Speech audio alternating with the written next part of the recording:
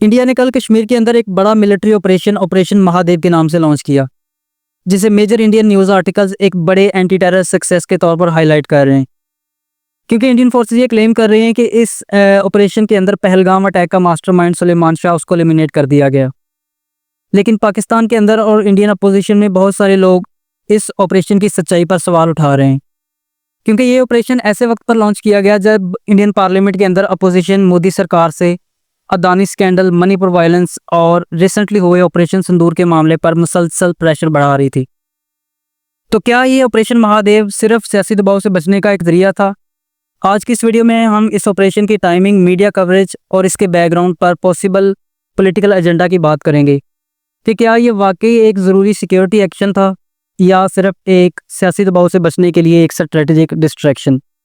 Operation Mahadev 28 जुलाई 2025 को श्रीनगर के करीब लिद्वास के एरिया में शुरू किया गया और ये ऑपरेशन इंडियन मिलिट्री और कश्मीर पुलिस ने मिलकर लॉन्च किया।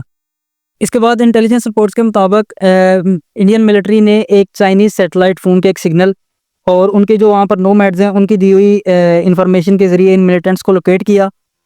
इसके बाद इंडियन आर्मी का जो चिनार कॉर्प्स है उसने अपने एक्स अकाउंट पर 3 मिलिटेंट्स को एलिमिनेट करने का क्लेम किया। इन मिलिटेंट्स में सुलेमान शाह, अबू हमजा और यासिर शामिल थे। याद रहे कि ये वही सुलेमान शाह है जिसे इंडिया पहले एक एक्स कमांडो और पहलगाम अटैक का मास्टरमाइंड बताता रहा है। अब बात करते हैं उस वाक़े की जिसके रिस्पांस में ऑपरेशन महादेव लॉन्च किया गया। 22 अप्रैल 2025 को पहलगाम वैली में 26 इंडियन टूरिस्ट, जिनमें औरतें और बच्चे भी शामिल थे, सिर्फ मज़हब की बुनियाद पर कुछ मिलिटेंट्स ने बेदर्दी से कत्ल कर दिया।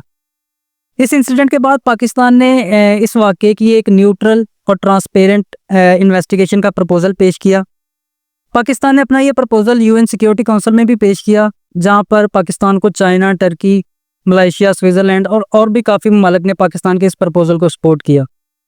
लेकिन इंडिया ने पाकिस्तान के इस न्यूट्रल और ट्रांसपेरेंट इन्वेस्टिगेशन के प्रपोजल को रिजेक्ट करते हुए ये जो वाक़या था, इसकी इन्वेस्टिगेशन का जो केस था वो नेशनल इन्वेस्टिगेशन एजेंसी को सौंप दिया।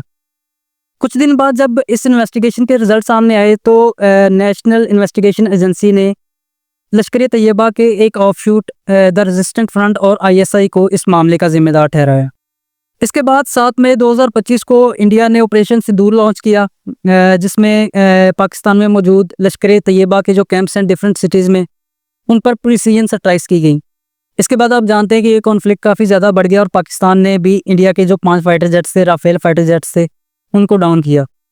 इसके बाद यूएस को इस मामले में इंटरफेयर करना पड़ा और दोनों ममालिक के दरमियान सीज़ फायर करवा दिया गया।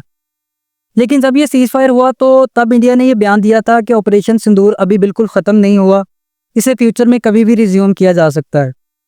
तो एक्चुअली ये जो ऑपरेशन महादेव है ये उसी ऑपरेशन सिंदूर की कंटिन्यूएशन है, जिसमें इंडिया ये क्लेम कर रहा है कि पहलगाम अटैक के मास्टरमाइंड सुलेमान शाह और उसके साथियों को एलिमिनेट कर दिया गया है।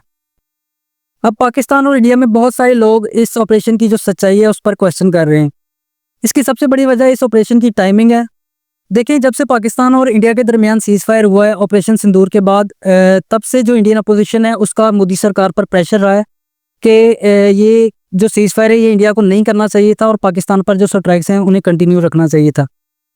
कल खास तौर पर जब इंडियन पार्लियामेंट में अपोजिशन इन मोदी सरकार को ऑपरेशन सिंदूर के मामले में टफ टाइम देने के लिए तैयार थी, तो उससे चंद घंटे पहले ये ऑपरेशन लॉन्च किया गया और ये क्लेम किया गया कि पहलगाम अटैक का जो मास्टरमाइंड है और उसके साथी हैं उनको एलिमिनेट कर दिया गया है, जो कि इस ऑपरेशन की क्रेडिबिलिटी पर सबसे बड़ा क्वेश्चन मार्क बना हुआ है। आपका इस बारे में क्या ख्याल है, मुझे कमेंट सेक्शन में ज़रूर बताइएगा। अगर वीडियो अच्छी लगी हो तो लाइक एंड सब्सक्राइब ज़रूर कीजिएगा and I will see you in the next one.